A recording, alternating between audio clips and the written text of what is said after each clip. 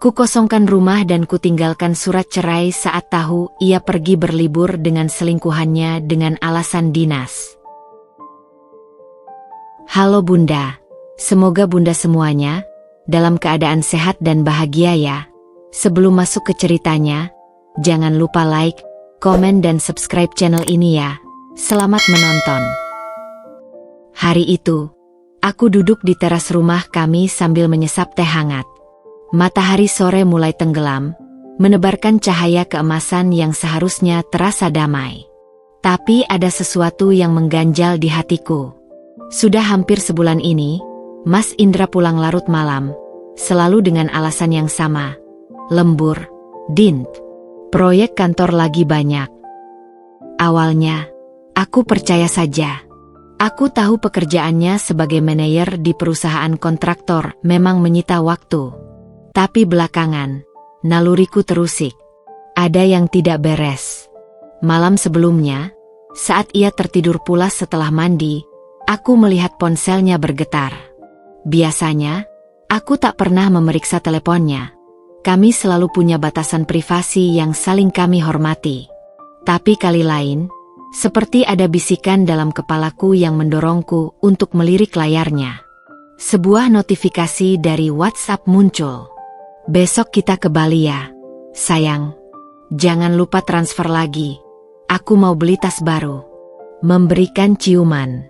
Pengirimnya bernama Anggi. Dadaku sesak. Aku mencoba meyakinkan diri sendiri. Mungkin ini salah paham. Mungkin ini teman kerjanya. Mungkin. Tapi kemudian, tanpa sengaja aku membuka galeri fotonya. Dan di sana, tersimpan rapi foto-foto Mas Indra dengan seorang wanita cantik berambut panjang, berpelukan di pantai, tertawa di restoran mewah, bahkan selfie mereka berdua di dalam kamar hotel. Tanganku gemetar. Aku menatap suamiku yang sedang terlelap, wajah yang selama ini kupikir hanya mencintaiku. Ternyata, di balik senyum manisnya, ada kebohongan yang begitu dalam. Aku menahan isak. Tidak. Aku tidak akan menangis sekarang. Aku harus berpikir jernih. Kubalikan tubuhnya pelan-pelan. Kucari tanda-tanda lain. Bau parfum wanita yang bukan milikku? Tidak. Tapi di saku jaketnya, kutemukan karcis parkir dari sebuah hotel bintang 5. Tanggalnya minggu lalu, saat ia bilang sedang dinas luar kota. Jadi selama ini, uang yang kau paksa aku hemat, kau pakai untuk perempuan lain. Aku menggigit bibirku sampai nyaris berdarah. Kemarahan dan kesedihan bergulat di dadaku. Tapi satu hal yang aku tahu. Aku tidak akan diam saja. Aku akan membiarkan dia berpikir aku tidak tahu. Sementara aku menyusun rencana yang akan membuatnya menyesal seumur hidup. Malam itu, setelah menemukan bukti-bukti tak terbantahkan itu, aku memutuskan untuk tidak langsung berteriak atau menangis histeris.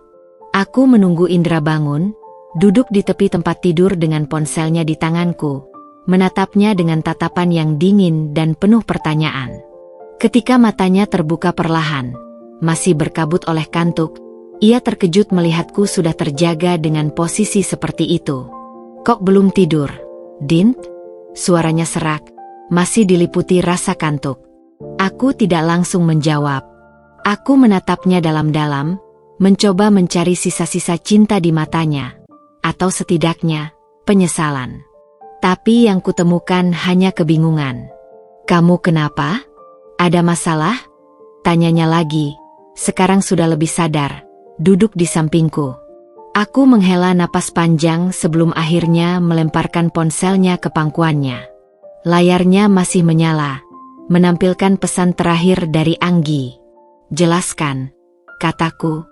Suaraku datar, jauh lebih tenang daripada yang kuduga. Indra melihat ponselnya, dan dalam sekejap, wajahnya berubah. Warna wajahnya memudar, matanya melotot, dan aku bisa melihat denyut nadinya di pelipisnya berdetak lebih kencang. Dint, ini. Aku tidak mau alasan, Indra. Aku mau kebenaran. Ia terdiam sejenak, lalu menghela napas, seolah menyerah. Aku kenal Anggi beberapa bulan lalu. Dia teman kantor. Awalnya cuma teman. Tapi kemudian kamu membawanya ke Bali, membelikannya tas, dan menggunakan uang tabungan kita untuk itu. Potongku, suaraku mulai meninggi. Indra menggeser pandangannya, tidak bisa menatap mataku. Aku tahu aku salah. Aku cuma butuh waktu sendiri. Din, kamu terlalu sibuk dengan pekerjaanmu, terlalu perfeksionis. Aku butuh seseorang yang... Apa? Suaraku tiba-tiba meledak. Kamu menyalahkanku? Jadi karena aku bekerja keras untuk masa depan kita, karena aku berusaha mengatur keuangan dengan baik, itu alasanmu untuk berselingkuh? Indra menggeleng, tapi aku tidak memberinya kesempatan untuk berbicara. Kamu tahu berapa lama aku menabung untuk DP rumah itu? Berapa banyak yang aku korbankan? Dan kamu dengan mudahnya mengambil uang itu untuk perempuan lain. Aku bangkit dari tempat tidur, tidak tahan lagi berada di dekatnya. Dadaku sesak, tapi air mataku tidak keluar. Aku terlalu marah untuk menangis. Indra mencoba meraih tanganku. Din, aku minta maaf. Aku tidak berpikir jernih. Aku akan putus dengan dia. Aku janji. Aku menarik tanganku dengan kasar. Jangan sentuh aku. Aku berjalan ke pintu kamar, lalu berhenti sejenak. Kamu tidur di sofa malam ini. Besok kita bicara lagi. Aku meninggalkannya di kamar, menutup pintu dengan perlahan tapi tegas. Begitu sampai di ruang tamu, lututku gemetar. Aku merosot ke lantai, menekan mulutku dengan tangan agar tidak menjerit. Tapi di tengah kesedihan itu, satu hal yang jelas, aku tidak akan memaafkannya. Dan aku akan memastikan ia menyesal selamanya. Pagi itu, setelah malam yang penuh gejolak emosi, aku duduk di depan laptop dengan secangkir kopi pahit yang sudah dingin. Mata merah karena kurang tidur. Tapi pikiran jauh lebih jernih dari yang kuduga. Aku harus mengetahui sejauh mana pengkhianatan ini berlangsung. Dengan tangan yang gemetar tapi penuh tekad, aku membuka aplikasi mobile banking kami. Aku memasukkan password dengan hati-hati, seolah-olah setiap ketukan jari di keyboard adalah paku yang menancap di hatiku sendiri. Begitu masuk, aku langsung membuka riwayat transaksi 3 bulan terakhir. Ya Tuhan! Lututku hampir tak mampu menahan tubuhku ketika melihat deretan transfer rutin setiap minggu ke nomor rekening yang tidak kukenal. 5 juta di sini, 8 juta di sana, bahkan ada satu transfer besar 30 juta rupiah tepat seminggu sebelum ulang tahunku bulan lalu. Uang yang katanya dipakai untuk proyek darurat di kantor. Jadi ini yang terjadi dengan uang DP rumah kita selama ini. Bisikku lirih sambil menelusuri transaksi besar 50 juta yang membuat tabungan kami menyusut drastis. Tanganku mengklik detail transaksi itu, dan di kolom keterangan tertulis jelas, pembayaran mobil Anggi, dealer Mitsubishi. Aku menutup mata sejenak, mencoba menenangkan nafas yang tiba-tiba menjadi pendek dan cepat. Tapi ketika ku buka lagi, ada bukti lain yang lebih menyakitkan. Transfer ke butik-butik mewah, hotel-hotel berbintang, bahkan tiket pesawat ke Bali dan Lombok, semuanya di tanggal-tanggal ketika Indra mengaku sedang dinas luar kota bulan-bulan kemarin. Dengan perasaan hampa, aku membuka media sosial Anggi. Profilnya terbuka untuk umum, penuh dengan foto-foto kemewahan yang sekarang aku tahu dibiayai oleh keringatku. Ada foto dia tersenyum bangga di depan mobil baru. Captionnya, "Thank you my love for the surprise." Tanggal postingannya persis sehari setelah transfer besar itu. Yang paling menyakitkan adalah foto mereka berdua di pantai Bali. Anggi memakai tas branded yang sama dengan yang kulihat di katalog online minggu lalu. Tas yang kuinginkan tapi kubatalkan karena ingin menabung lebih giat. Indra bahkan memakai kaper yang kubelikan untuk ulang tahunnya tahun lalu. Tersenyum lebar dengan tangan melingkar di pinggang perempuan itu. Air mata akhirnya jatuh. Tapi bukan air mata sedih melainkan kemarahan yang membara. Aku menyusuri setiap postingan, setiap tanda pengkhianatan, sambil mencatat detail-detail penting di buku catatanku. Ini bukan lagi sekadar perselingkuhan, tapi penipuan yang terencana. Ketika aku memeriksa email kami, kutemukan lebih banyak lagi. Konfirmasi reservasi hotel untuk 2 orang, tagihan kartu kredit di restoran-restoran mewah, bahkan pengiriman bunga yang tidak pernah sampai ke rumah. Semua bukti ini seperti pisau yang terus mengiris hatiku, tapi aku terus membuka satu demi satu, memastikan aku memiliki semua fakta. Di laci meja kerja Indra, kutemukan satu lagi kejutan. Brosur pernikahan dari sebuah vendor mewah. Awalnya kupikir itu sampah iklan biasa, sampai kulihat catatan kecil di sudutnya. Anggip Indra, Jun 2024, dengan nomor telepon konsultan pernikahan. Tanggalnya hanya 6 bulan lagi. Jantungku berhenti berdetak sesaat. Ini bukan sekadar perselingkuhan. Dia benar-benar berencana meninggalkanku. Selama ini aku bekerja keras, berhemat, mendukung karirnya, sementara dia diam-diam membangun kehidupan baru dengan perempuan lain menggunakan uang kita, uangku. Aku memeluk erat bukti-bukti ini, air mataku sudah kering. Sekarang yang tersisa hanya satu tekad. Mereka akan menyesal telah mempermainkanku. Mereka akan tahu apa artinya menghancurkan seorang wanita yang selama ini terlalu baik. Malam itu, setelah mengumpulkan semua bukti pengkhianatan Indra, aku duduk di lantai kamar tamu yang gelap, hanya diterangi cahaya remang-remang dari lampu jalan. Tubuhku lelah, tapi pikiranku berputar kencang seperti mesin yang baru saja dihidupkan. Aku memandangi tumpukan print-out bukti transfer, screenshot pesan, dan foto-foto kebahagiaan mereka. Semua tersusun rapi di hadapanku, bagaikan puzzle pengkhianatan yang akhirnya lengkap. Aku tidak akan membiarkan ini berlalu begitu saja. Kubuang jauh-jauh rasa sedih yang tersisa. Air mataku sudah kering, digantikan oleh tekad yang membara. Aku bukan lagi Dinda yang polos, yang percaya pada cinta buta. Sekarang, aku adalah Dinda yang bangkit, yang akan membuat Indra dan Anggi merasakan penderitaan yang lebih dalam daripada yang mereka timpakan padaku. Tahap pertama, pura-pura tidak tahu. Aku memutuskan untuk bersikap seolah-olah aku menerima permintaan maafnya. Esok paginya, saat Indra masuk ke dapur dengan wajah penuh penyesalan palsu, aku tersenyum tipis. Aku marah, tapi mungkin kita bisa coba perbaiki ini, kataku, membuat matanya berbinar. Dia langsung memelukku erat, berbisik, aku janji akan jadi lebih baik, Din. Aku sayang kamu. Aku membiarkan pelukannya, tapi hatiku dingin. Sayang? Kau bahkan sudah merencanakan pernikahan dengan perempuan lain. Tahap kedua, amankan aset. Diam-diam, aku mulai memindahkan uang dari rekening bersama ke rekening pribadi yang baru kubuat. Aku juga menghubungi notaris untuk memisahkan hak atas rumah, properti yang sebenarnya lebih banyak aku yang membayar. Aku tahu Indra tidak akan curiga karena selama ini aku yang mengatur keuangan. Aku juga menjual perhiasan dan barang berharga lainnya, mengubahnya menjadi uang tunai. Jika Indra bisa menguras tabungan kami, aku bisa lebih cerdik. Tahap ketiga, persiapkan kepergian. Aku menyewa kontrakan kecil di kota sebelas, jauh dari sini. Perlahan, aku mulai memindahkan barang-barang berharga dan dokumen penting tanpa sepengetahuannya.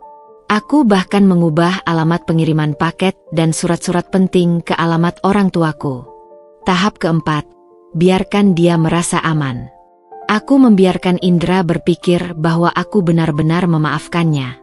Aku bahkan berpura-pura sibuk dengan pekerjaan, memberinya ruang untuk kembali bertemu Anggi, karena aku tahu, semakin dia merasa aman, semakin besar kejatuhannya nanti. Suatu malam, saat Indra mengira aku sudah tidur, aku mendengarnya berbisik di telepon. Tenang, sayang. Dia sudah mau memaafkanku. Kita tetap bisa lanjutkan rencana kita. Aku menggigit bibirku sampai nyaris berdarah. Rencana apa lagi yang kau sembunyikan, Indra? Tahap kelima, hancurkan dunianya. Ini bagian yang paling kunantikan.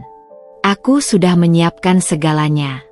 Tanda centang tebal rumah akan dikosongkan total saat dia pergi, liburan kerja, yang sebenarnya dengan Anggi. Tanda centang tebal surat cerai akan kutinggalkan di bawah pintu, bersama catatan yang membuatnya panik. Tanda centang tebal aku akan menghilang tanpa jejak, membuatnya tidak tahu harus mencari kemana. Aku juga sudah memastikan semua orang, keluarga, teman-teman dekat, bahkan tetangga, tahu kebenaran tentang Indra sebelum dia sempat memutarbalikkan fakta. Pemikiran terakhir sebelum eksekusi. Aku menatap foto pernikahan kami di dinding, wajah kami yang dulu begitu bahagia. Sekarang, senyum itu terasa seperti ejekan. Kau pikir kau bisa menghancurkanku, Indra? Tunggu saja. Aku akan membuatmu mengerti arti kehancuran yang sebenarnya. Matahari pagi menyinari wajahku melalui tirai jendela kamar tidur, membangunkanku dari tidur yang tidak nyenyak. Aku memandangi Indra yang masih terlelap di sebelahku. Wajahnya tenang seolah tidak ada dosa besar yang ia pendam. Napasnya teratur. Sesekali lengannya bergerak seperti mencoba meraih sesuatu dalam mimpinya. Mungkin meraih Anggi, batinku dengan getir. Dengan gerakan pelan, aku bangkit dari tempat tidur dan berjalan ke jendela. Udara pagi yang seharusnya segar terasa pengap di paru-paruku. Hari ini adalah hari di mana sandiwaraku dimulai. Adegan pagi yang palsu. Aku menyiapkan sarapan seperti biasa.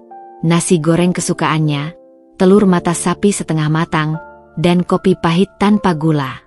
Aroma kopi menyebar di dapur ketika Indra akhirnya muncul, mengusap matanya yang masih mengantuk.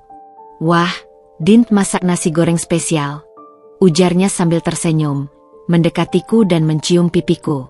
Aku menahan dorongan untuk menjauh. Iya, kamu kan suka, jawabku sambil tersenyum tipis, memastikan mataku tidak menampilkan kebencian yang menggelegak di dadaku. Dia duduk dan mulai menyantap makanan dengan lahap, sesekali bercerita tentang rencana dinas ke Bandung minggu depan. Aku mengangguk-angguk pura-pura mendengarkan, padahal pikiranku sudah melayang ke rencana besar yang akan kujalankan. Pertemuan rahasia dengan pengacara. Setelah Indra berangkat kerja, aku segera mengenakan jaket dan bergegas ke kantor pengacara perceraian ternama di pusat kota. Ruangannya luas dengan dinding kayu gelap yang membuat suasana terasa serius. Jadi, ibu ingin mengajukan gugatan cerai dengan alasan perselingkuhan dan penggelapan harta bersama? Tanya pengacara itu, matanya tajam di balik kacamata frameles. Aku mengangguk mantap, mengeluarkan tumpukan dokumen bukti dari tas. Saya ingin prosesnya cepat dan diam-diam.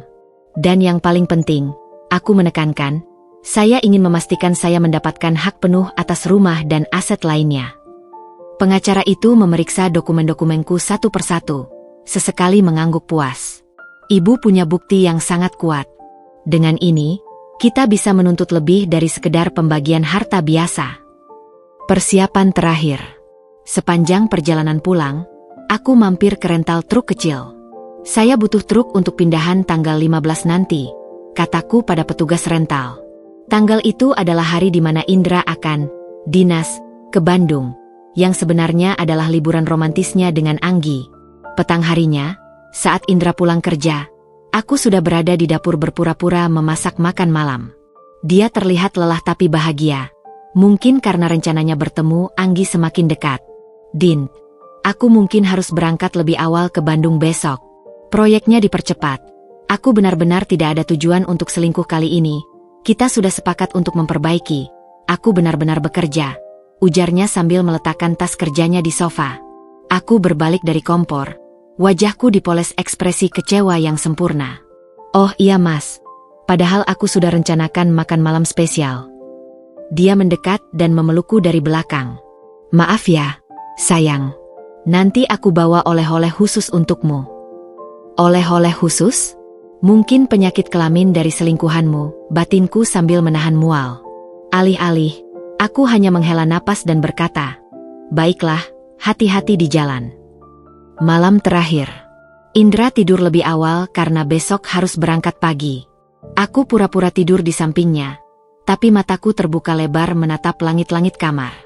Besok, hidupku akan berubah selamanya. Pikiranku melayang ke 7 tahun pernikahan kami, ke semua pengorbanan dan mimpi-mimpi yang hancur. Tapi kemudian aku ingat foto Indra dan Anggi di Bali, senyum bahagia mereka yang dibiayai dengan uang tabungan kami. Api kemarahan kembali membara di dadaku. Aku memandangi Indra yang sedang tidur nyenyak, tanpa tahu bahwa besok ketika dia pulang, seluruh dunianya akan runtuh. Pagi itu, aku bangun sebelum matahari terbit. Indra masih terlelap, sesekali mendengkur pelan. Aku duduk di tepi tempat tidur, menatapnya untuk terakhir kalinya. Wajah yang dulu kucintai itu sekarang terasa asing, seperti topeng yang menutupi wajah asli seorang pengkhianat. Dengan gerakan hati-hati, aku mengambil koper kecil yang sudah kusiapkan di balik lemari. Koper ini berisi dokumen-dokumen penting, beberapa pakaian, dan barang berharga yang tidak ingin kutinggalkan. Sebelum pergi, kuambil cincin kawinku dari jari dan letakkan di atas meja samping tempat tidur, tepat di sebelah arloji kesayangan Indra. Begitu Indra pergi, dengan dali dinas ke Bandung, aku segera bertindak. Truk rental yang kubesokkan seminggu lalu sudah menunggu di depan pukul 9 pagi. Bersama 3 orang pekerja pindahan, aku mulai mengosongkan rumah kami yang dulu. Yang ini diambil semua, kataku sambil menunjuk perabotan ruang tamu. Sofa kulit yang dulu kubeli dengan bonus kerjaku, meja makan antik peninggalan nenek, bahkan lampu-lampu gantung yang kuselesaikan pembayarannya secara cicilan. Semua akan kubawa pergi. Aku menyaksikan para pekerja mengangkat barang-barang itu satu persatu. Setiap benda yang diangkut terasa seperti memutus kenangan buruk yang mengikatku. Ketika mereka membongkar tempat tidur kami, kutemukan sebuah kotak kecil terselip di balik bingkai kasur. Isinya? Surat-surat cinta dari Anggi untuk Indra, dan beberapa foto polaroid mereka berdua di tempat tidur hotel. Tanganku gemetar memegang bukti nyata penghinaan ini. Di rumah kami, di tempat tidur kami, kau menyimpan kenangan bersamanya. Aku menyimpannya dengan dingin. Ini akan menjadi bukti tambahan untuk proses perceraian. Saat matahari mulai tinggi, rumah itu sudah berubah drastis. Dinding-dinding yang dulu dipenuhi foto pernikahan kami sekarang kosong melompong. Lantai kayu yang biasanya tertutup karpet Persia kini hanya memantulkan gema langkahku. Aku berjalan dari ruangan ke ruangan, memastikan tidak ada satupun barang berharga yang tertinggal. Di dapur, aku berhenti sejenak. Meja marmer ini adalah tempat kami biasa sarapan bersama setiap akhir pekan. Sekarang, hanya tinggal kenangan pahit yang tersisa. Aku mengambil pisau dapur tajam dan dengan tenang memotong kabel telepon rumah. Tidak perlu ada panggilan panik yang menggangguku nanti. Di atas lantai ruang tamu yang kini kosong, aku meletakkan 2 barang terakhir. 1. Surat cerai yang sudah ditandatangani notaris. 2. Sebuah amplop coklat berisi salinan bukti transfer ke Anggi. Foto-foto perselingkuhan mereka. Catatan singkat, nikmati hidup dengan gundikmu. Semoga uang yang tersisa cukup untuk membahagiakan kalian berdua. Aku tidak menuliskan kemana aku pergi. Tidak ada nomor telepon baru. Tidak ada petunjuk apapun. Biarlah kebingungan menjadi teman setianya mulai hari ini. Sebelum menutup pintu untuk terakhir kalinya, aku menoleh sekali lagi ke dalam. Ruangan kosong itu seperti metafora pernikahan kami. Dulu terlihat indah dan penuh, tapi sekarang hanya menyisakan kekosongan dan kepahitan. Kuncinya kulempar ke dalam melalui jendela yang sengaja kubuka sedikit. Biar dia kesulitan mencari penggantinya nanti. Dengan langkah pasti, aku masuk ke mobil sewaanku dan mengemudi pergi. Di kaca spion, rumah itu semakin mengecil, sama seperti perasaan yang dulu kupendam untuk Indra. Esok hari, ketika dia pulang, akan kudengar jeritannya dari kejauhan. Pesawat dari Bandung mendarat tepat pukul 6 sore. Indra melangkah keluar dari bandara dengan senyum puas masih mengembang di wajahnya. Liburan 3 harinya dengan Anggi terasa sempurna. Makan di restoran bintang 5, berenang di villa pribadi, dan tentu saja, janji-janji manis tentang kehidupan baru yang akan mereka bangun bersama. Dia bahkan sempat membelikan Anggi sebuah kalung berlian kecil di butik mewah, dibayar dengan uang tunai dari penjualan saham diam-diam yang tidak diketahui Dinda. Biar Dinda yang kerja keras nabung, aku yang nikmatin, candanya dalam hati sambil memanggil taksi. Mobil taksi berhenti di depan rumah kami, atau lebih tepatnya, di depan bangunan yang dulu adalah rumah kami. Indra membayar sopir dengan santai sebelum melangkah ke pintu gerbang. Sesuatu terasa aneh saat dia mencoba membuka pintu depan. Biasanya terkunci, tapi sekarang terbuka sedikit. Dinda lupa mengunci. Gumamnya sambil mendorong pintu perlahan. Kegelapan menyambutnya. Tidak ada lampu yang menyala. Bau debu dan kekosongan menusuk hidungnya. "Dinda, aku pulang." Tidak ada jawaban. Hanya gema suaranya sendiri yang berbalik mengejek. Dia menyalakan saklar lampu. Dan disitulah kenyataan menghantamnya seperti pukulan di solar plexus. Ruang tamu, kosong. Sofa, meja, lampu, bahkan figura foto di dinding, hilang tanpa bekas. Indra berjalan terhuyung ke dapur. Kompor, kulkas, meja makan, lenyap.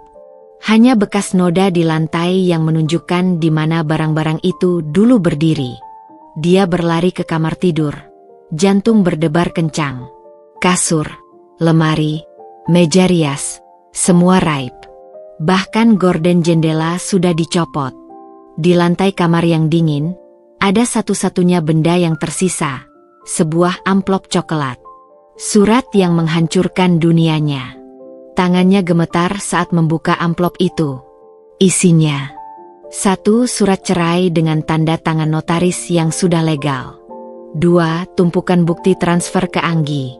3. Foto-foto mesra mereka berdua. 4. Catatan pendek dari Dinda. "Semoga uang hasil tabunganku cukup untuk membahagiakan kalian berdua. Jangan coba mencariku. Aku sudah jauh dari kehidupan palsumu." Indra terjatuh di lantai, punggungnya menyandar dingin ke tembok. Matanya tak percaya menatap dokumen-dokumen itu. Bagaimana mungkin Dinda tahu segalanya? Dia meraih ponselnya, jari-jarinya gemetar menekan nomor Dinda. "Nomor yang Anda hubungi tidak aktif." Coba lagi. Hasil sama. Dia beralih ke media sosial.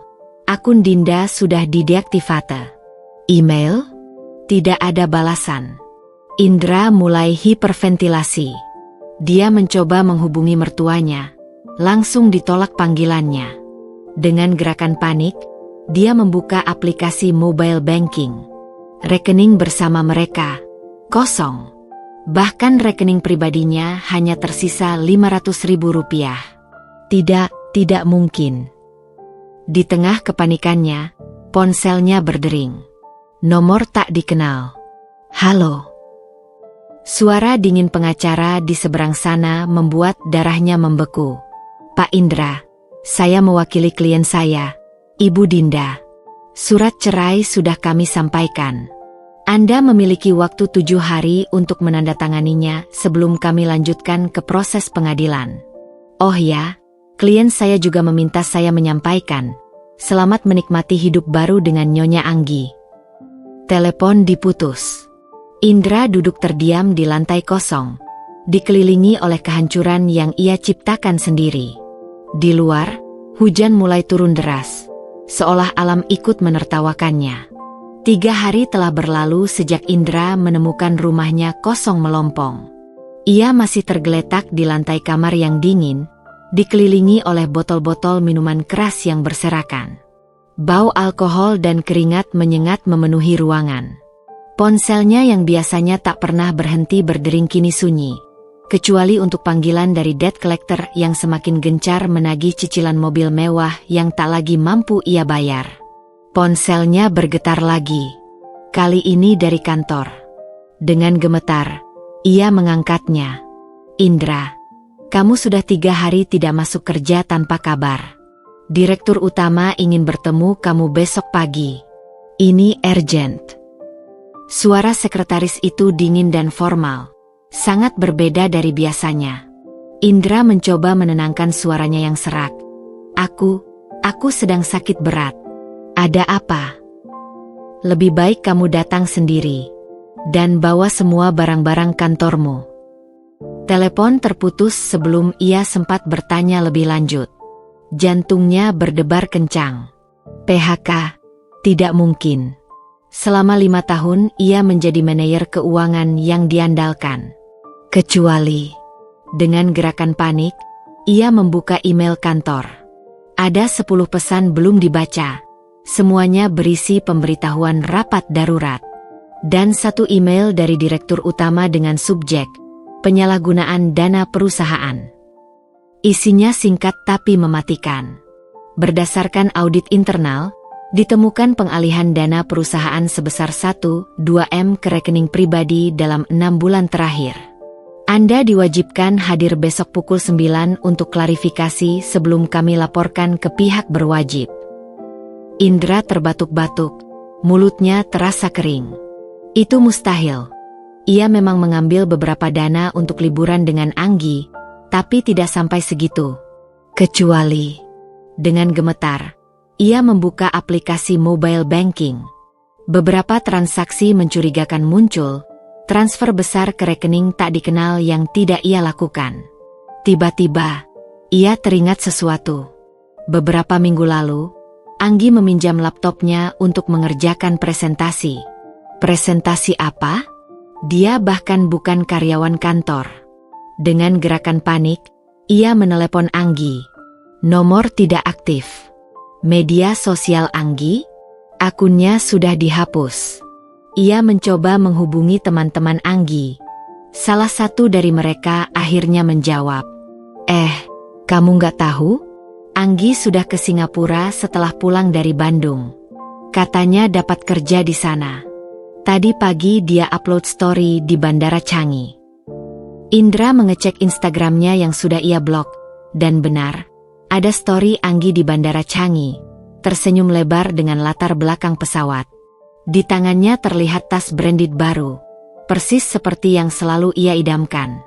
Dasar pelacur. Indra melempar ponselnya ke dinding hingga pecah berkeping-keping. Malam itu, dengan sisa uang terakhirnya, ia menyewa seorang hacker untuk melacak aktivitas rekeningnya. Hasilnya membuat darahnya mendidih.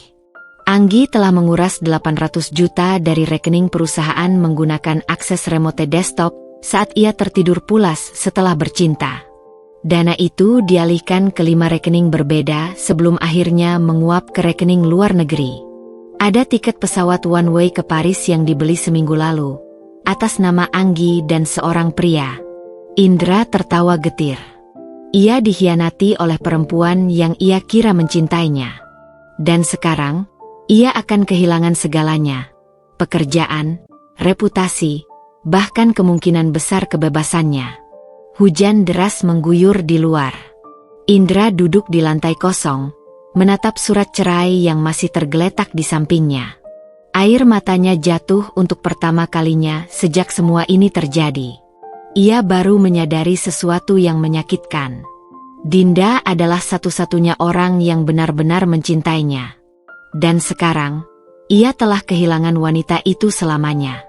Di kejauhan, sirene polisi berbunyi, seolah mengingatkannya bahwa besok akan menjadi hari terburuk dalam hidupnya. Pagi itu, langit Jakarta kelabu, seolah mencerminkan keadaan hati Indra yang remuk redam. Ia berdiri di depan gedung perkantoran megah tempatnya bekerja selama 5 tahun terakhir. Mengenakan kemeja yang sudah 3 hari ia pakai, kerutnya tak lagi bisa disembunyikan meski dengan jas terbaiknya. Matanya merah oleh kurang tidur dan alkohol. Tangannya gemetar memegang tas berisi barang-barang kantor yang harus ia bawa pulang untuk terakhir kalinya. Lift menuju lantai 25 terasa seperti gerbong menuju penjara. Setiap detiknya berdentang keras di kepalanya.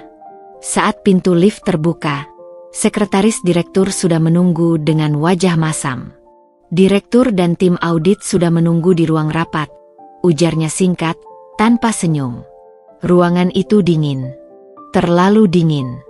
Di ujung meja panjang, duduk Pak Handoko, direktur utama, yang dulu selalu memujinya sebagai aset berharga perusahaan. Sekarang, wajah pria itu keras seperti batu. Silakan duduk, Indra. Suaranya datar, tapi setiap kata terasa seperti palu godam. Di atas meja, tersusun rapi laporan audit setebal buku telepon. Pak Handoko membukanya perlahan, lalu mendorong beberapa dokumen ke arah Indra. Kamu mengenali tanda tangan ini? Indra melihat dokumen transfer dana perusahaan sebesar 300 juta ke rekening bernama Anggi Putri Lestari. Tangannya berkeringat. Saya tidak. Kami sudah lacak semua transaksi, sela kepala audit dengan nada tajam. Dalam 6 bulan terakhir, total 1,2 miliar menguap dari rekening proyek.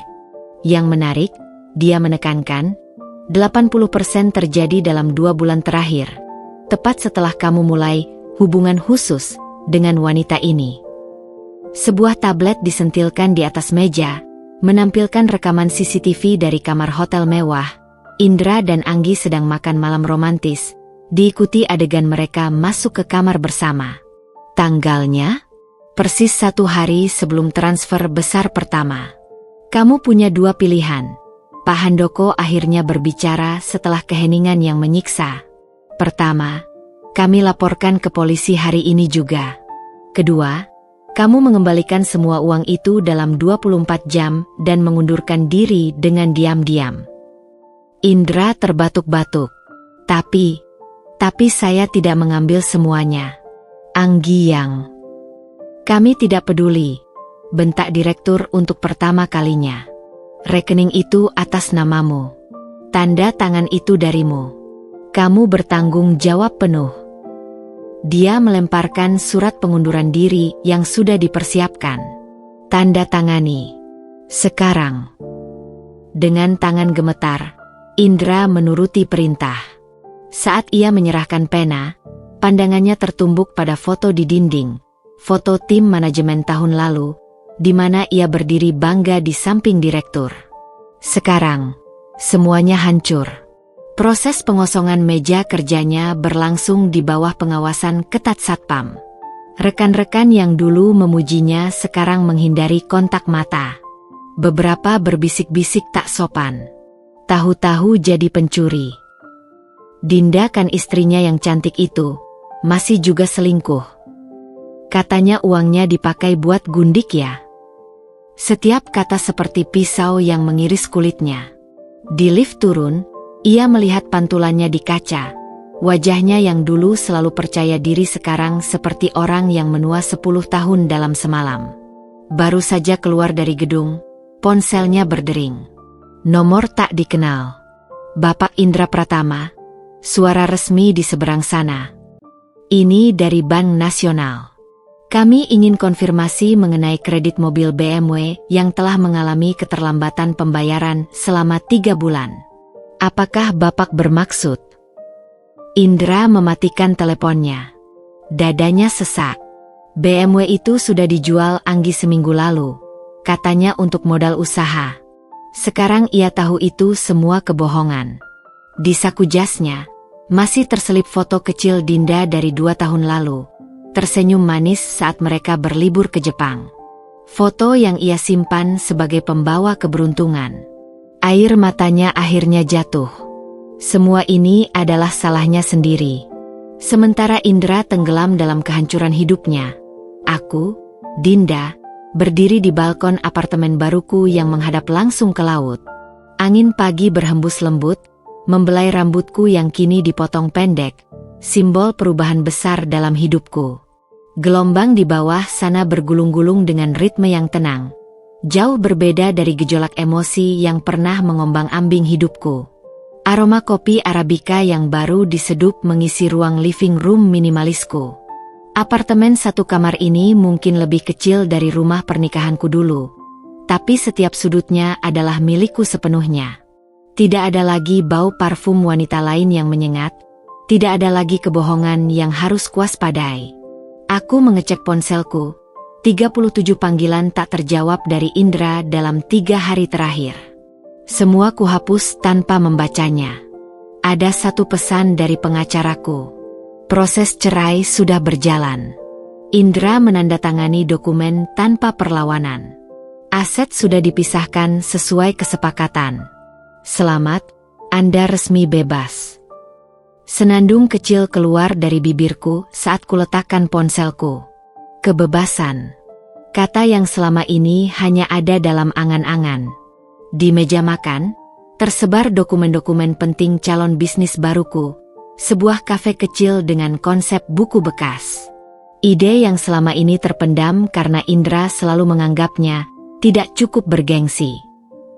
"Selamat pagi, Bu Dinda," sapa Tari, asisten baruku yang antusias, datang membawa kue pai buatannya untuk dicicipi. "Kita uji coba menu hari ini?" tanyanya penuh semangat. Aku menganggak sambil menyuap sepotong pai apel yang lumer di lidah. "Enak. Ini pasti akan laris." Tiba-tiba mataku berair. Dulu, masakan buatanku selalu dikritik Indra. Terlalu asin, kurang bumbu, tidak sebagus ibunya. Sekarang, di sini, ada orang yang menghargaiku apa adanya. Saat sedang memeriksa desain interior kafe, ponselku berdering. Nomor tak dikenal. "Halo." Suara parau di seberang sana membuat nafasku sesaat terhenti. "Dedinda, ini aku." "Indra." Suaranya serak, seperti orang yang tidak tidur berhari-hari. Ada suara klakson mobil di belakangnya. Sepertinya ia menelepon dari jalan. Aku tahu aku tidak pantas menelepon. Tapi...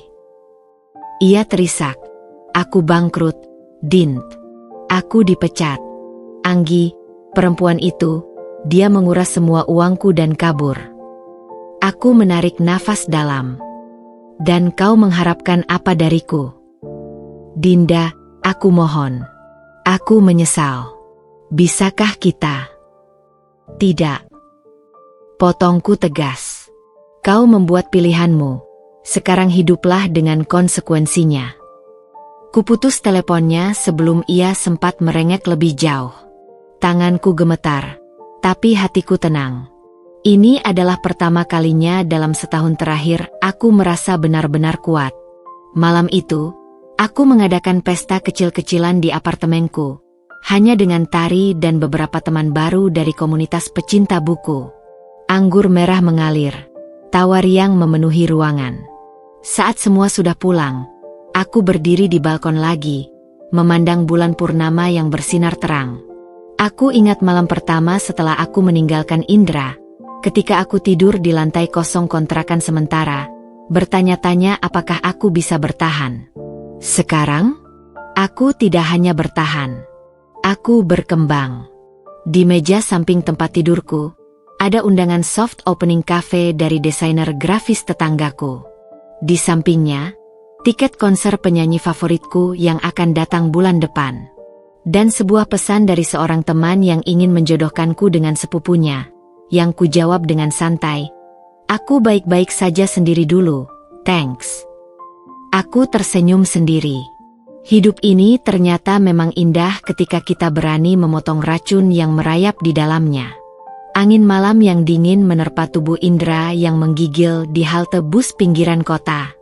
Bau alkohol dan keringat bercampur menjadi aroma menyengat yang membuat beberapa orang menjauh darinya. Jaket lamanya yang dulu mahal kini kusam dan robek di siku, tak lagi mampu menahan dinginnya malam. Dia menatap kosong ke arah lampu-lampu kota yang berkelap-kelip di kejauhan, simbol kemewahan yang tak lagi bisa dia sentuh. Rekening banknya minus, kartu kreditnya diblokir, bahkan telepon genggamnya kini hanyalah model kuno bekas pakai yang hanya bisa menerima panggilan. "Tolong, Dinda, aku butuh bantuan." Pesan terakhirnya kepada mantan istrinya masih terbaca, Unreat, setelah 3 hari. Tiba-tiba, hujan turun dengan deras. Indra tidak bergerak, membiarkan air hujan membasahi tubuhnya yang kurus. Air matanya bercampur dengan air hujan ketika teringat momen 2 tahun lalu, ketika dia masih memiliki segalanya. Istri setia, rumah megah, karir cemerlang. Untuk apa semua pengkhianatan ini? Sementara itu, di seberang kota, kafe kecilku, Chapter One, dipenuhi tawa dan obrolan hangat. Aroma kopi spesial dan kayu manis memenuhi udara. Aku berdiri di belakang counter, memperhatikan pengunjung yang asyik membaca buku sambil menikmati kue buatan Tari. "Bu Dinda, ada tamu khusus nih," bisik Tari sambil menyeringai. Aku menoleh dan melihat Pak Handoko, mantan direktur Indra, berdiri di pintu dengan senyum lebar. "Wah, ternyata benar bisnis kafenya sudah terkenal," ujarnya sambil menjabat tanganku erat.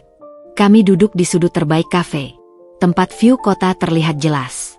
Saya dengar Indra sekarang hidup di jalanan, katanya tiba-tiba, matanya mengamati reaksiku. Aku menghela napas, menatap gelas kopiku. Karma bekerja dengan caranya sendiri, Pak. Kamu tidak berniat membantunya? Saya dengar dia sakit parah. Aku tersenyum tipis. Pernahkah dia membantu dirinya sendiri saat meremehkanku? Malam semakin larut ketika Indra tersadar dari pingsannya di bangku taman. Seorang anak muda mengulurkan segelas air panas. Minumlah, Pak. Dingin sekali malam ini. Indra menerimanya dengan tangan gemetar. Terima kasih, kamu baik sekali. Sama-sama. Kebetulan saya baru pulang kerja dari kafe tempat saya paruh waktu, Chapter 1 di pusat kota. Bos saya baik sekali, selalu mengajarkan. Indra tersedak mendengar nama itu. Dinda, pemiliknya perempuan. Iya, Bu Dinda. Kamu kenal? Tanpa menjawab, Indra menundukkan kepala, merasakan getirnya takdir. Perempuan yang dulu dia anggap remeh, sekarang menjadi pengusaha sukses. Sementara dia, yang dulu menyombongkan diri sebagai manajer sukses, kini menjadi gelandangan yang dikasihani anak muda. Di kejauhan, ambulans berlalu dengan sirene meraung-raung. Indra tidak tahu bahwa besok pagi, dia akan dibawa ke rumah sakit karena pneumonia akut, tanpa ada satupun yang akan menjenguk. Sementara itu, di kafeku, Pak Handoko mengeluarkan proposal kerjasama. Saya ingin jadi investor untuk cabang kedua Chapter 1. Tertarik. Aku tersenyum, melihat keluar jendela di mana hujan sudah berhenti. Hidup memang berputar. Dan kali ini, putarannya membawaku ke atas. Indra terbangun dengan badan menggigil di tempat tidur rumah sakit kelas 3. Matanya perlahan beradaptasi dengan cahaya neon yang menyala terus-menerus di ruangan berpenghuni 6 orang ini. Bau desinfektan bercampur dengan aroma penyakit dan keringat membuatnya mual. Seorang perawat muda mendekat, mengecek infusnya dengan wajah tanpa ekspresi. Kamu beruntung dibawa kemari sebelum paru-parumu rusak permanen, bisik perawat itu sambil mencatat sesuatu di papan klip. Tapi kami tidak bisa menahanmu lebih lama tanpa jaminan pembayaran. Indra mencoba bicara, tapi tenggorokannya seperti terbakar. Suaranya keluar parau. Berapa biayanya? Total 8,7 juta untuk 3 hari perawatan. Angka itu seperti pukulan di dadanya. Uang sebanyak itu mustahil dia dapatkan sekarang. Matanya menatap langit-langit yang bernoda kuning.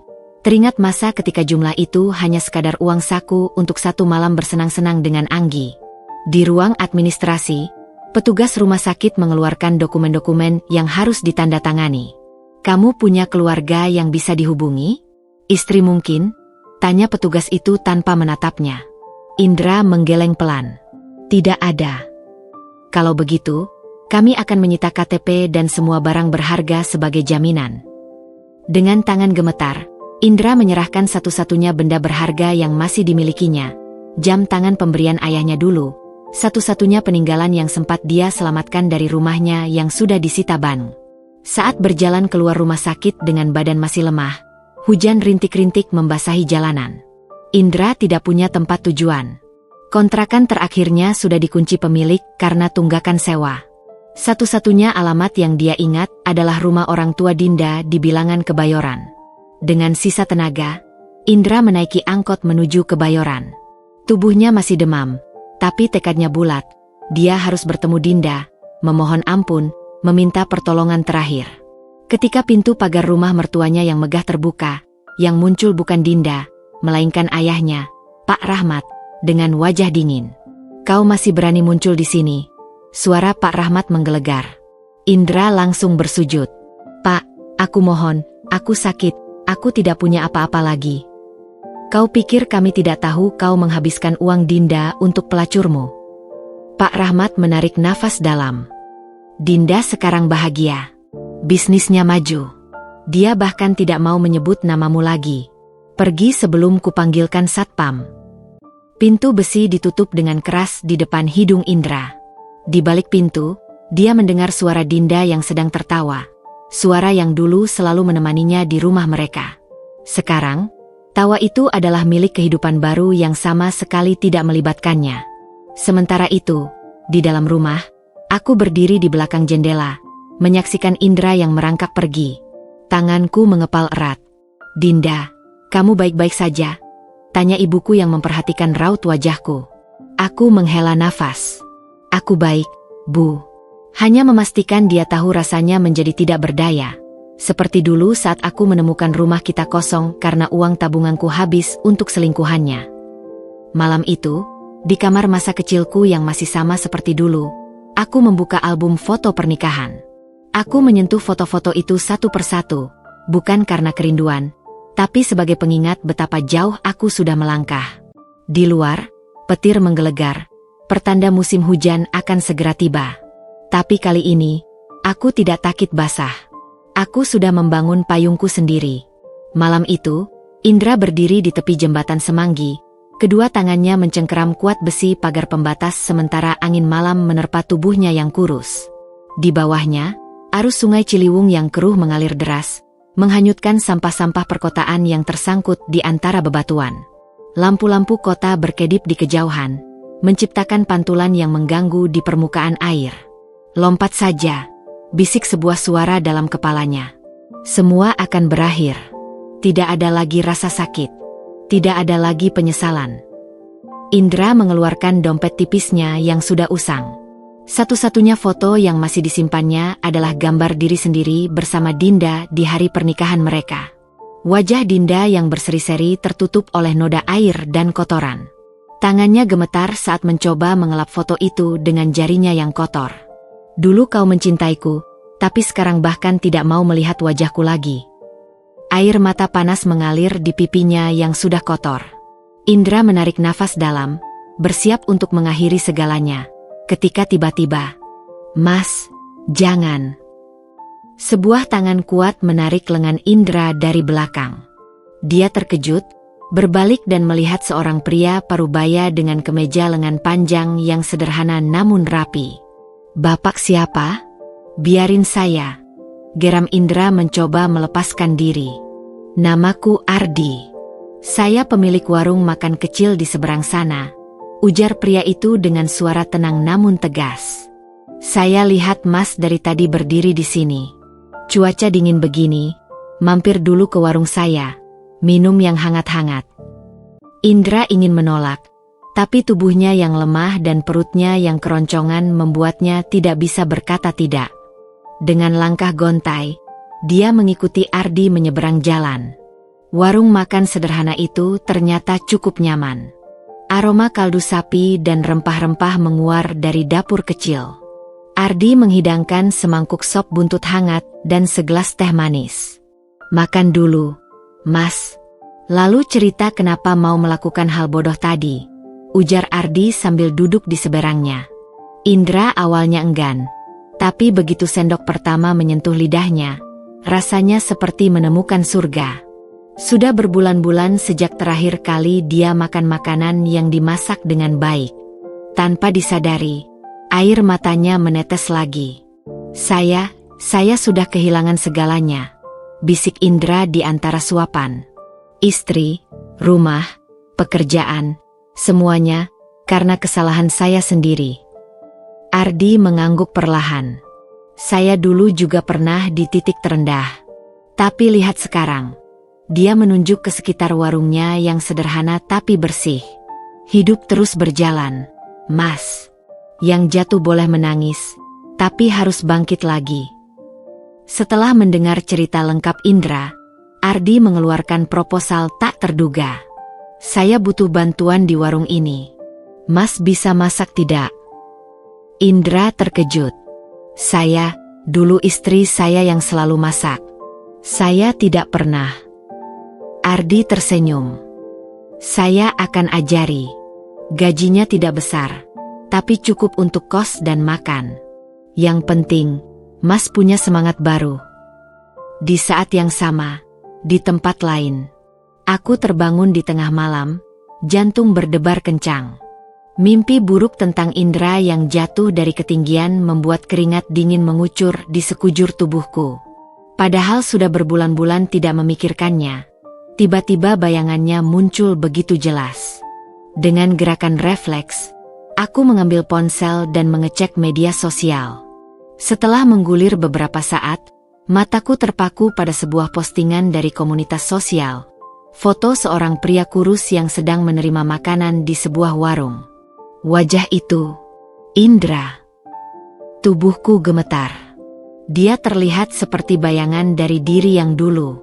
Tanpa pikir panjang, aku menekan tombol save foto itu.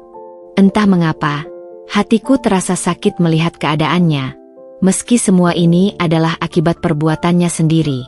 Di jendela, fajar mulai menyingsing. Aku berdiri menghadap cakrawala yang perlahan terang, bertanya-tanya apakah ini pertanda bahwa aku harus benar-benar melupakannya, atau justru, apakah aku harus memberinya satu kesempatan terakhir. Indra terbangun di ruang sempit belakang warung Ardi, tempat sebuah kasur lipat dan kardus berisi pakaian bekas menjadi seluruh hartanya. Sinar matahari pagi menyelinap melalui celah-celah dinding kayu yang reot, menerangi debu-debu yang beterbangan di udara. Bau bawang putih dan minyak goreng sudah mulai menyeruak dari dapur. "Bangun, Mas. Bahan-bahan untuk bakso sudah harus disiapkan," teriak Ardi dari balik tirai plastik yang menjadi pembatas ruangan. Indra mengusap wajahnya yang masih sembab. Seminggu sudah dia tinggal dan bekerja di warung Sop Mantap milik Ardi.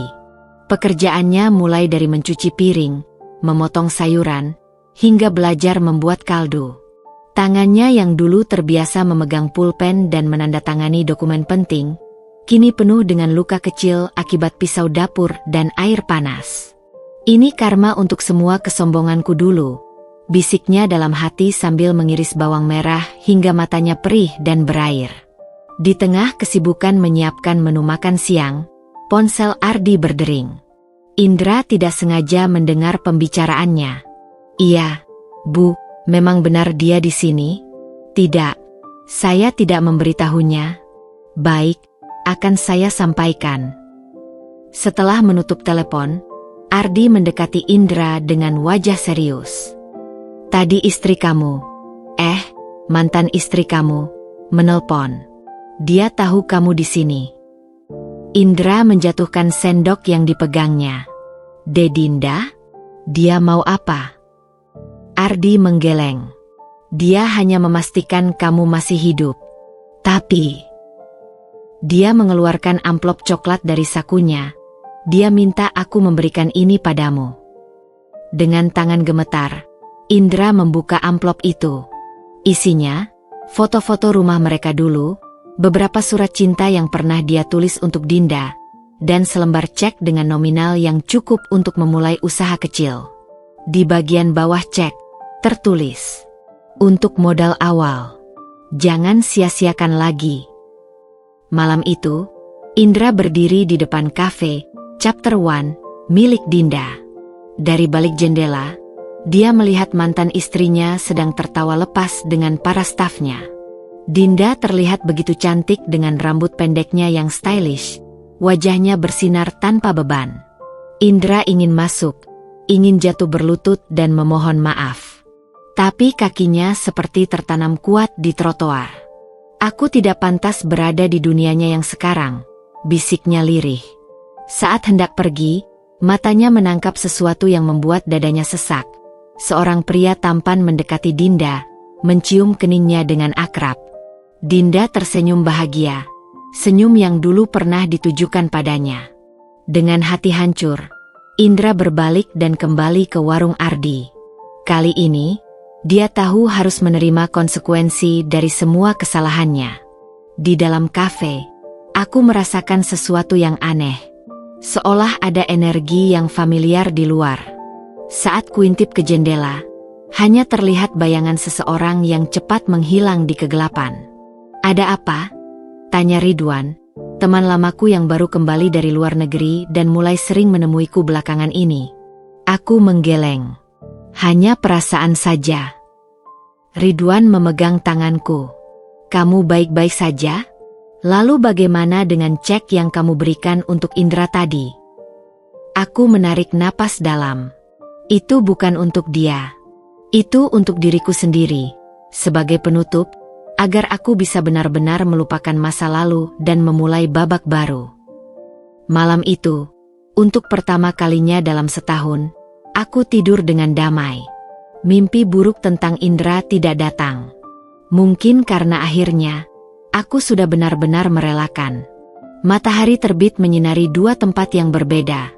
Warung, sop mantap, yang sederhana di pinggiran kota, dan kafe, chapter 2, yang elegan di pusat bisnis. Indra sudah berdiri di dapur sejak pukul 4 pagi. Tangannya yang dulu halus kini penuh kapalan dari pekerjaan kasar.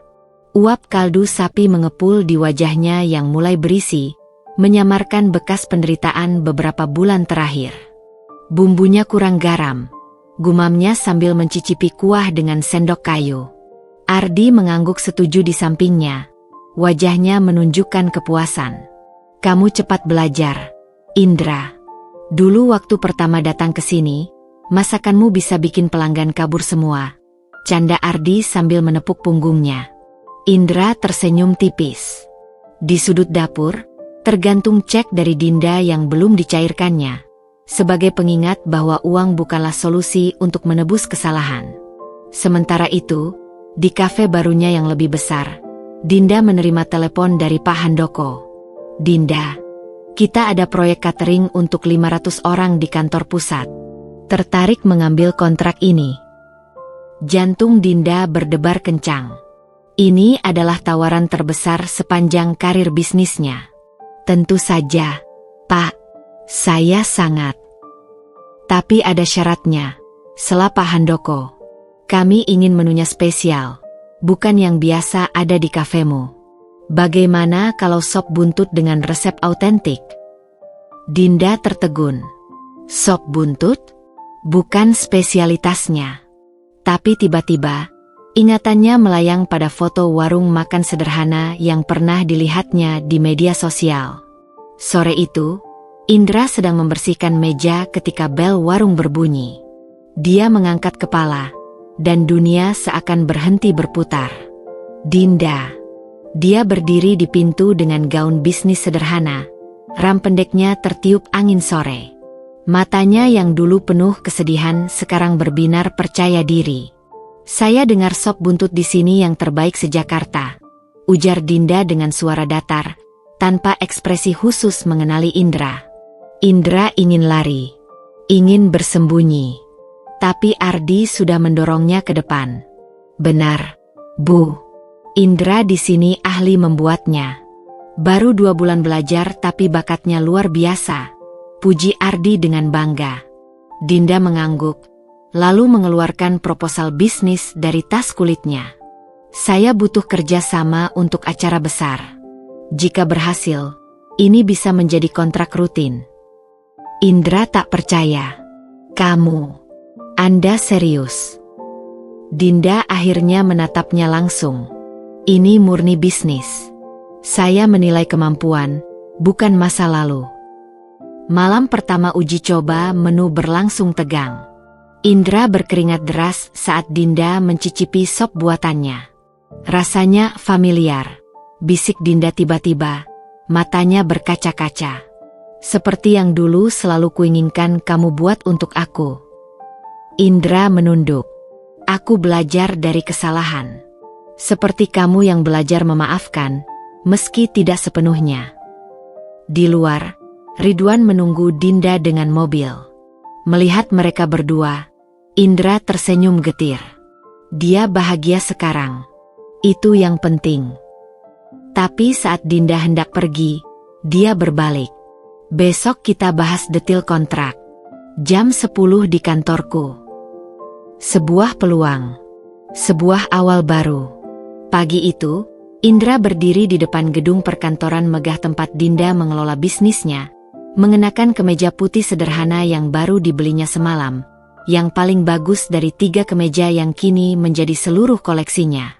Tangannya yang biasanya lincah memotong bawang sekarang gemetar memegang proposal dan sample menu yang dibungkus rapi. Mas Indra. Suara resepsionis membuatnya terkejut. Iya. Saya diundang Bu Dinda jam 10. Lantai 12, Ruang rapat B, silakan naik lift di sebelah kanan. Perjalanan di lift selama 20 detik terasa seperti 1 jam penuh. Indra memandangi pantulannya di dinding lift yang mengkilap. Wajahnya yang dulu selalu percaya diri sekarang terlihat lebih tua, lebih bijak, dengan garis-garis keras di sekitar mata yang berbicara tentang penderitaan dan pertumbuhan. Dinda sudah menunggu di ruang rapat bersama 2 stafnya. Dia terlihat sempurna dalam setelan blazer biru navy. Rambut pendeknya tersisir rapi, matanya tajam membaca dokumen di hadapannya. "Silakan duduk," ujarnya tanpa menatap ketika Indra masuk. Presentasi berjalan dengan canggung. Indra menjelaskan konsep menu dengan suara yang kadang terputus, sementara Dinda sesekali membuat catatan tanpa ekspresi. "Jadi Anda bisa memproduksi 500 porsi dengan kualitas sama seperti sample kemarin?" tanya Dinda tiba-tiba. Indra mengangguk. "Saya dan Pak Ardi sudah menghitung." "Baik," potong Dinda. "Kita akan buat kontrak 3 bulan percobaan. Jika hasilnya memuaskan, bisa diperpanjang." Dia menggeser dokumen ke arah Indra. "Tanda tangani di halaman terakhir." Saat jari mereka tidak sengaja bersentuhan, keduanya menarik tangan secepat tersengat listrik. "Kamu punya waktu makan siang?"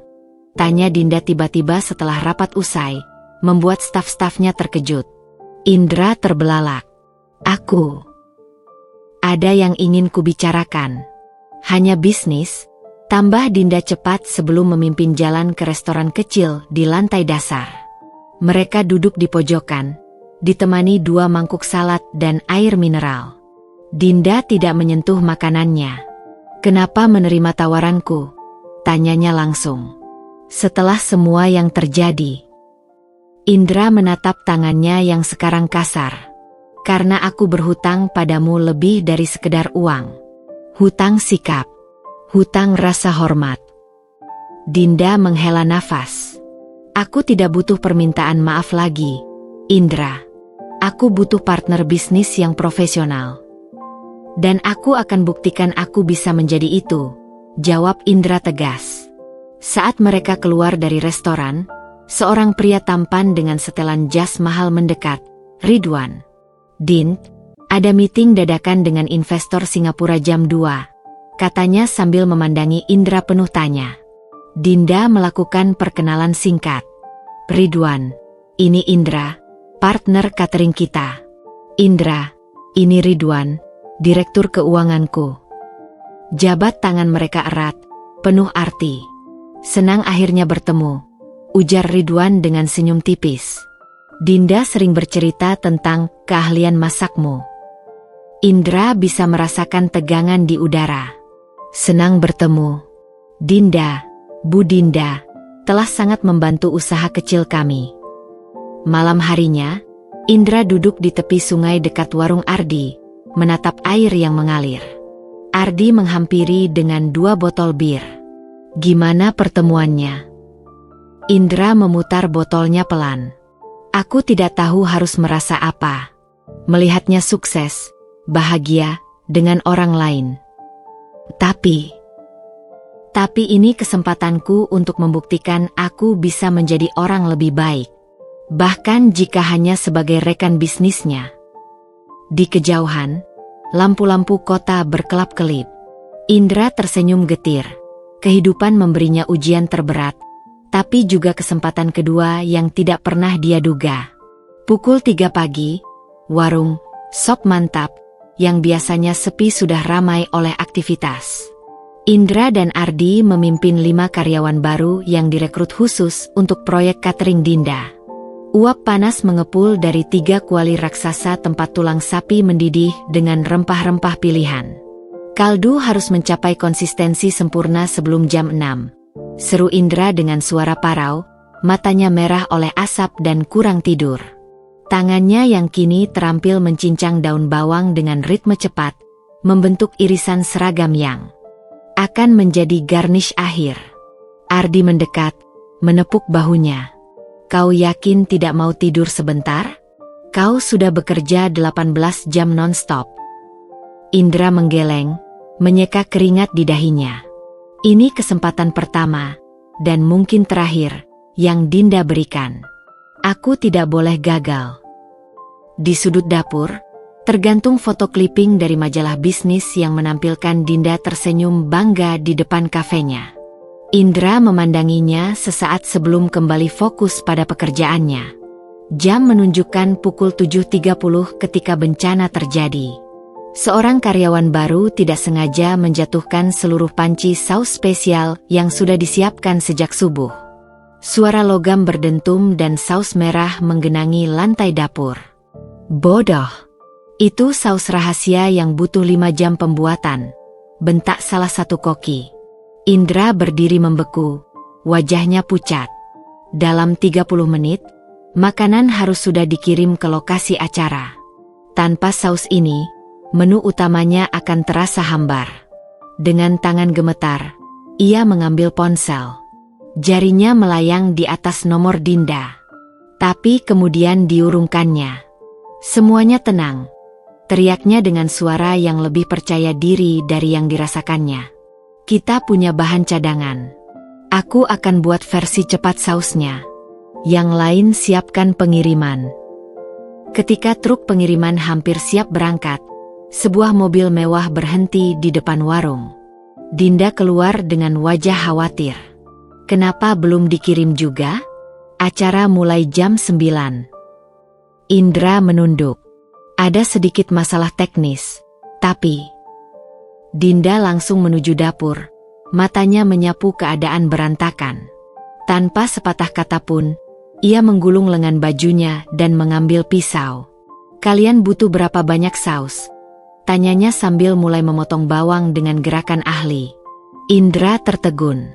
Dinda, kamu tidak harus. Ini acara besar saya, Indra. Sekarang beritahu resepnya. 30 menit berikutnya adalah tarian sempurna antara dua mantan kekasih yang dulu saling menghancurkan. Indra mengatur api dan bumbu, Dinda mengaduk dan mencicipi. Mereka bergerak dalam sinkronisasi yang aneh, seolah tubuh mereka masih mengingat ritme bersama yang dulu. Kurang gula, bisik Dinda. Indra mengangguk, menaburkan sedikit gula merah. Kau masih ingat? Dinda tidak menjawab, tapi sudut bibirnya berkedut. Saat saus akhirnya selesai dan pengiriman berangkat tepat waktu, seluruh staf bersorak. Dinda mengusap dahinya dengan punggung tangan, noda saus di pipinya. Indra mengulurkan handuk. Terima kasih. Kau menyelamatkan segalanya. Dinda menerima handuk itu, menghindari sentuhan jari. Aku melakukannya untuk bisnisku, bukan untukmu. Tapi saat dia pergi, Indra melihat sesuatu yang berbeda di matanya. Sekilas rasa hormat yang belum ada sebelumnya. Acara berlangsung sukses besar. Bahkan Ridwan yang skeptis harus mengakui kehebatan menu tersebut. Investor sangat terkesan, katanya kepada Dinda di sela-sela acara. Tapi aku khawatir dengan kedekatanmu dengan Indra. Dinda memandang jauh ke arah dapur temporer di mana Indra sedang bekerja. Dia hanya rekan bisnis, Rid. Dan dia yang terbaik untuk pekerjaan ini. Malam itu, di apartemennya, Dinda berdiri di depan cermin lama. Hanya bisnis, katanya pada pantulannya. Tapi kenapa hari ini, saat mereka berdua bekerja sama di dapur, terasa seperti pulang? 3 minggu pasca acara catering sukses, warung Sop Mantap mengalami transformasi luar biasa. Antrean pelanggan mengular hingga ke jalanan di depan warung sederhana itu. Sebagian besar karena cerita mouth-to-mouth tentang sop buntut ajaib yang disajikan di acara Dinda. Sebuah blogger kuliner ternama bahkan memposting review panjang yang membuat warung itu viral. Indra berdiri di balik kompor, wajahnya teduh oleh asap dan uap panas yang terus-menerus mengepul dari kuali-kuali besar. Tangannya yang kini penuh luka bakar kecil mengaduk kaldu dengan gerakan ritmis yang sudah seperti meditasi baginya. Mas, ada tamu khusus, teriak salah satu pelayan baru. Indra mengangkat kepala, dan sendok kayunya jatuh ke lantai. Dinda berdiri di pintu masuk, mengenakan jeans sederhana dan kaos putih, jauh dari kesan eksekutif yang biasa ditampilkannya. Rambut pendeknya sedikit basah oleh hujan rintik-rintik di luar. "Aku datang sebagai pelanggan hari ini," ujarnya dengan senyum kecil yang membuat jantung Indra berdegup kencang. Mereka duduk di sudut warung yang paling sepi, ditemani 2 mangkuk sop buntut dan es teh lemon. Dinda mencicipi perlahan, matanya terpejam sesaat. "Masih sama dengan yang kau buat dulu," bisiknya tanpa sadar. Indra menatapnya, terkejut. Kau ingat?" Dinda mengangguk, tidak menatapnya. "Aku ingat semua, Indra. Sop pertama yang kau masak untuk ulang tahunku tahun kedua pacaran. Kau terlalu banyak merica sampai aku batuk-batuk." Tawa kecil mereka bersatu di udara yang tiba-tiba terasa hangat meski AC warung bekerja keras. "Kenapa kau benar-benar datang hari ini?" tanya Indra akhirnya, berani. Dinda menghela napas. "Aku butuh penutup. Untuk memastikan semua ini, kita benar-benar sudah selesai." Tapi saat matanya bertemu Indra, ada keraguan yang jelas terlihat. Pintu warung terbuka dengan keras. Ridwan berdiri di sana, wajahnya merah oleh kemarahan. "Dint, aku mencari kemana-mana. Ada meeting penting dengan investor jam ini." Dinda mengerutkan kening. "Kita tidak ada janji meeting hari ini, Rid." Ridwan melirik tajam ke arah Indra. "Aku tidak nyaman dengan ini. Dengan dia." Indra berdiri perlahan. "Mungkin kalian perlu bicara di luar." Tapi Dinda justru mengambil tasnya. "Tidak perlu. Aku sudah selesai di sini." Saat melewati Indra, bisikannya nyaris tak terdengar. "Besok aku akan kirim kontrak lanjutan." Malam itu, di apartemen mewahnya, Dinda berdiri di balkon menatap hujan. Telepon Ridwan yang kesekian kalinya dia abaikan. Di mejanya, terbentang 2 dokumen. 1. Proposal ekspansi bisnis dengan Ridwan sebagai partner utama. 2. Surat rekomendasi untuk Indra dari Asosiasi Kuliner Jakarta. Jarinya mengetuk-ngetuk gelas anggur. Tiba-tiba, teleponnya berdering. Bukan Ridwan, tapi Ardi. "Bu Dinda, maaf mengganggu. Indra kecelakaan di dapur. Tangannya terbakar cukup parah.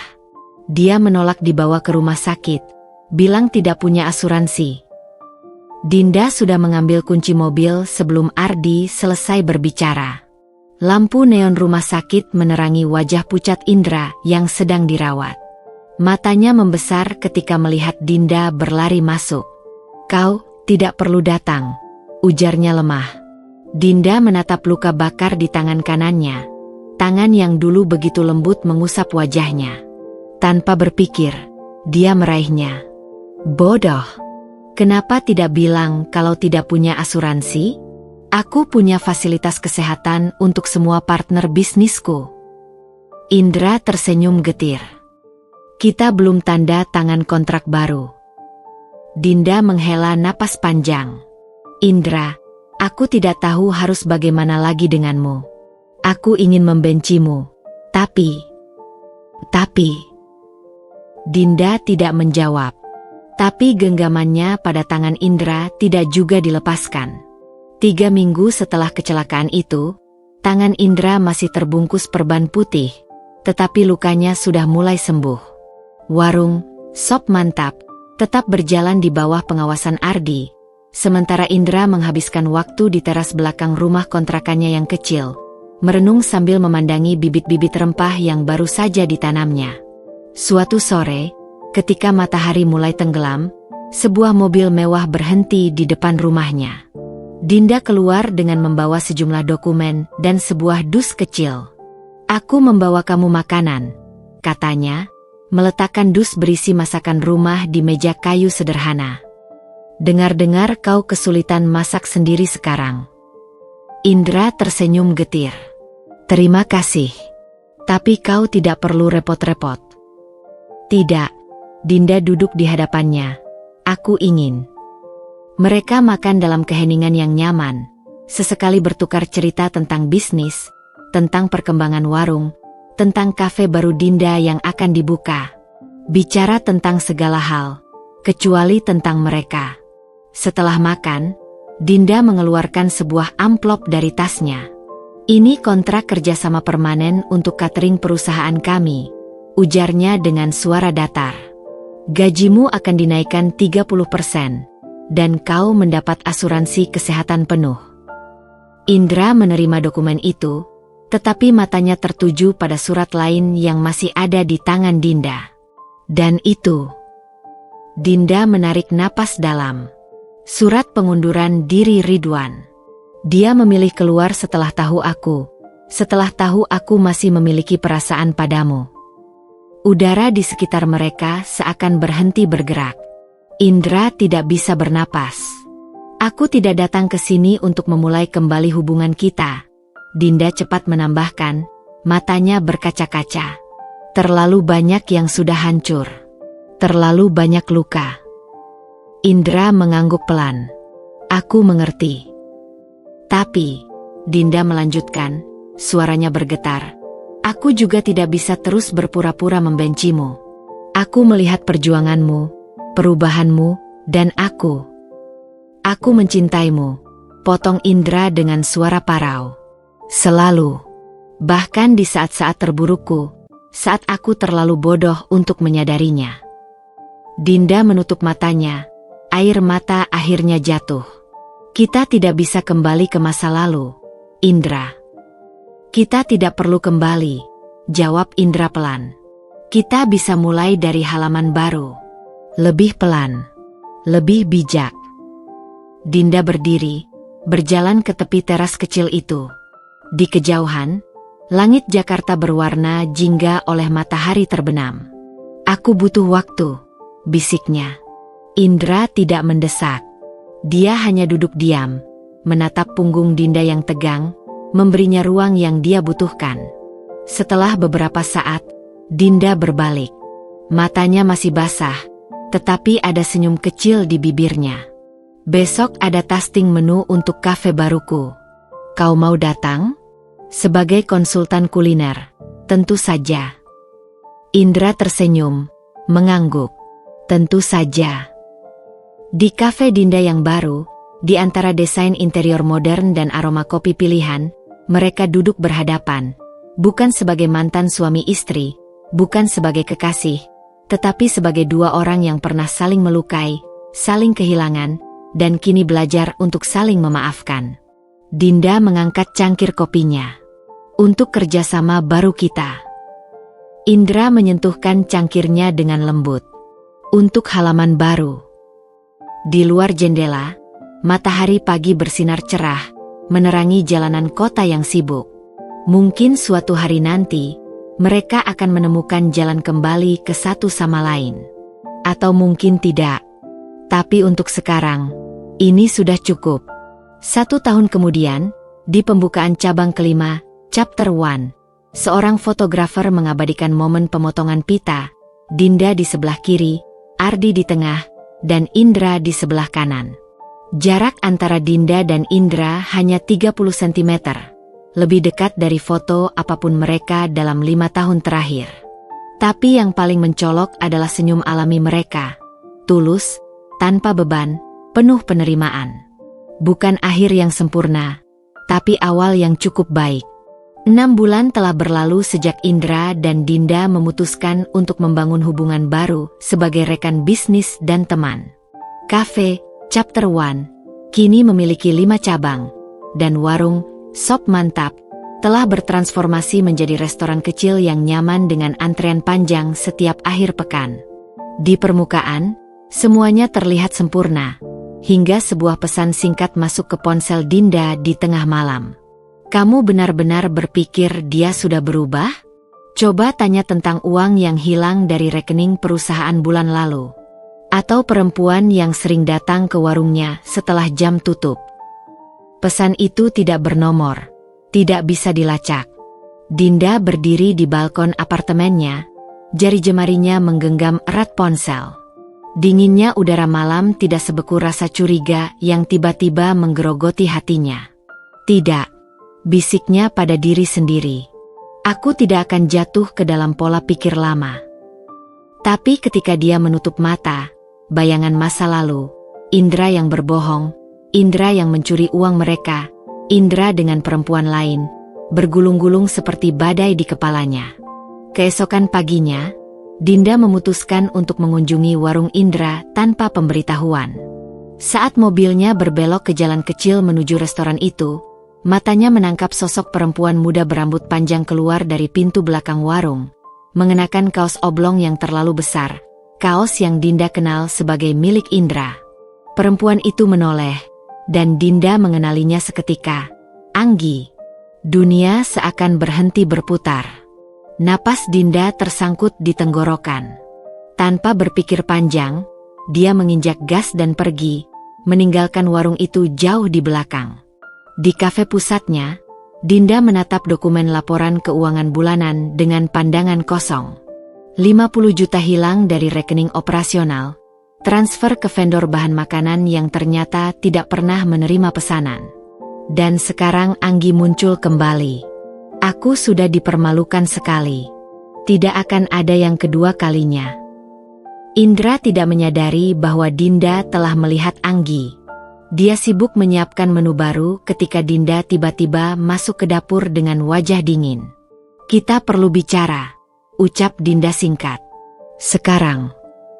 Ruangan kecil di belakang restoran terasa pengap. Dinda melemparkan print-out transaksi mencurigakan ke meja. Jelaskan ini. Indra memeriksa dokumen itu dengan alis berkerut. Aku tidak tahu tentang ini. Dan Anggi, sergah Dinda, suaranya mulai pecah. Apa dia juga tidak tahu? Atau dia hanya, kebetulan, mampir setelah jam tutup? Indra terlihat benar-benar bingung. Anggi? Dia sudah kabur ke luar negeri setahun yang lalu. Aku melihat dia pagi ini, teriak Dinda, air matanya meledak. Keluar. Dari warungmu. Dengan bajumu. Indra terdiam sejenak, lalu wajahnya berubah pucat. Oh Tuhan, itu pasti Rina, adik Anggi. Dia baru 2 minggu ini magang di sini, membantu administrasi. Aku tidak berpikir. Jadi sekarang ada keluarga mereka juga yang terlibat. Dinda tertawa getir. Kau benar-benar tidak pernah berubah, ya. Dia berbalik untuk pergi, tetapi Indra menahan lengannya. Dinda, tolong. Aku bersumpah tidak tahu apa-apa tentang uang ini. Mari kita periksa bersama. Dinda melepaskan genggamannya dengan kasar. Sudah cukup, Indra. Aku sudah memberimu terlalu banyak kesempatan. Malam itu, di apartemennya yang sunyi, Dinda menerima telepon dari Ardi. Bu Dinda, aku baru memeriksa rekaman CCTV. Ada sesuatu yang harus kau lihat. Video yang dikirim Ardi menunjukkan Rina, atau Anggi, sedang mengakses komputer kasir larut malam. Tapi yang lebih mengejutkan adalah sosok yang muncul beberapa menit kemudian, Ridwan. Dinda memutar ulang rekaman itu berkali-kali. Ridwan yang memberikan sejumlah uang tunai kepada perempuan itu. Ridwan yang kemudian mengakses dokumen di laptop Indra. Tapi kenapa? Jawabannya datang dalam bentuk email anonim yang masuk tepat tengah malam, berisi foto-foto pertemuan rahasia antara Ridwan dan Anggi di Singapura 3 bulan lalu, plus bukti transfer besar dari rekening perusahaan Dinda ke akur offshore. Email itu diakhiri dengan satu kalimat. Bukan Indra yang harus kau waspadai. Dinda duduk di lantai apartemennya, dikelilingi oleh dokumen-dokumen dan laptop yang masih memutar rekaman CCTV. Di luar, hujan mulai turun deras, mengetuk jendela seperti isyarat peringatan. Dia telah salah. Salah menuduh. Salah mempercayai orang yang salah. Tapi yang paling menyakitkan, dia telah merusak lagi kepercayaan yang susah payah dibangun antara dirinya dan Indra.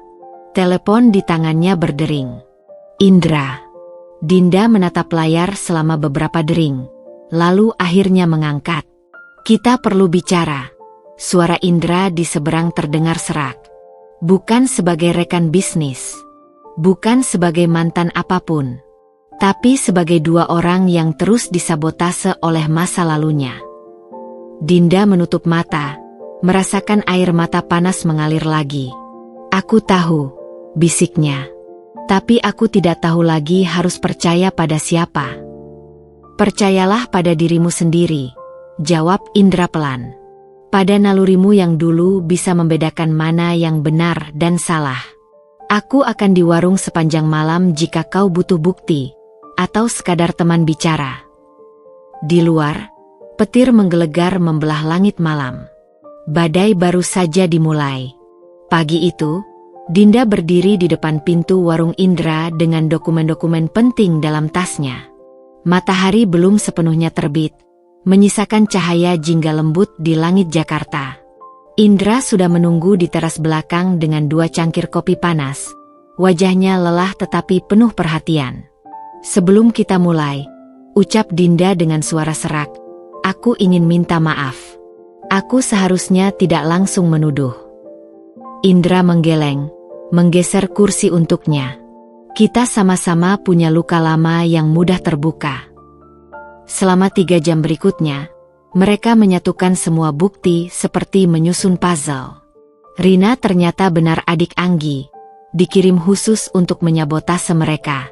Transfer mencurigakan itu adalah bagian dari skema Ridwan yang ingin menguasai saham mayoritas perusahaan Dinda dengan membuat Indra tampak bersalah. Ridwan dan Anggi ternyata sudah berhubungan sejak lama, ujar Dinda sambil menunjuk bukti transfer dari rekening offshore Ridwan ke Anggi setahun lalu. Mereka merencanakan semua ini. Indra memandang dokumen itu dengan perasaan campur aduk. Aku yang membuka pintu untuk mereka dengan semua kesalahanku dulu. Dinda tanpa sadar meraih tangannya. Tapi kali ini, kita menghadapinya bersama. Pertemuan dengan Ridwan di kantor pusat berlangsung tegang. Ketika dihadapkan pada semua bukti, wajahnya yang biasanya tampan berubah menjadi buruk rupa oleh kemarahan.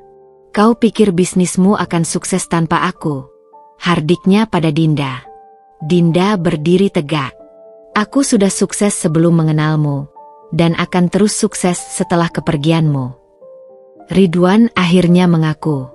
Dendamnya dimulai ketika Dinda menolak lamaran diam-diamnya, memilih untuk fokus pada bisnis dan rekonsiliasi dengan Indra. Anggi, yang masih menyimpan dendam pada Indra, dengan mudah diajak bersekongkol. Polisi datang membawa Ridwan dengan tuduhan penggelapan dan konspirasi. Rina kabur, tetapi jejaknya sudah terlacak. Malam itu, Dinda dan Indra duduk di tepi danau dekat warung, menatap refleksi bulan di air yang tenang. Kau ingat dulu kita sering berjanji akan pensiun muda, punya villa di tepi danau, ujar Indra tiba-tiba. Dinda tersenyum. Kamu yang menginginkannya. Aku lebih suka kota. Indra tertawa. Lihat, kita selalu berbeda. Tapi mungkin itu yang membuat kita kuat, balas Dinda. Aku yang teratur, kamu yang spontan. Aku yang berhitung risiko, kamu yang berani mengambil langkah. Keheningan yang nyaman menyelimuti mereka. Jadi, apa sekarang? Tanya Indra akhirnya. Dinda menarik napas dalam. Aku tidak ingin terburu-buru. Tapi aku juga tidak ingin kehilanganmu lagi. Indra mengangguk, matanya berbinar. Aku bisa hidup dengan jawaban itu. 1 tahun kemudian, di sebuah upacara sederhana di tepi danau, Ardi berdiri sebagai saksi sambil tersenyum lebar. Sebelum aku menyatakan kalian sebagai pasangan suami istri, ucap penghulu, apakah kalian yakin tidak ingin saling memaafkan secara formal terlebih dahulu? Dinda dan Indra saling memandang, lalu tertawa. Kami sudah melakukannya setiap hari selama setahun terakhir, jawab Dinda sambil menggenggam tangan Indra erat. Dan kami akan terus melakukannya setiap hari ke depan, tambah Indra. Matahari terbenam menyirami mereka dengan cahaya keemasan ketika ciuman pertama sebagai suami istri. Untuk kedua kalinya dalam hidup mereka, terjadi di antara tepuk tangan dan air mata bahagia. 3 tahun kemudian, Chapter One Psop Mantap kini menjadi franchise terkenal dengan 30 outlet di seluruh Indonesia. Anggi dan Rina ditangkap di Malaysia karena penipuan, sementara Ridwan keluar dari penjara dan memilih meninggalkan Jakarta. Di kantor pusat mereka, ada rak khusus berisi 3 benda. 1. Sendok kayu pertama yang dipakai Indra di warung. 2. Nota transaksi pertama Cafe Dinda. 3. Foto pernikahan mereka di tepi danau. Setiap pagi sebelum memulai kerja, Dinda dan Indra akan melewati rak itu, saling tersenyum, mengingat perjalanan panjang mereka, dari cinta, ke pengkhianatan, ke penyesalan, dan akhirnya, pulang ke pelukan satu sama lain.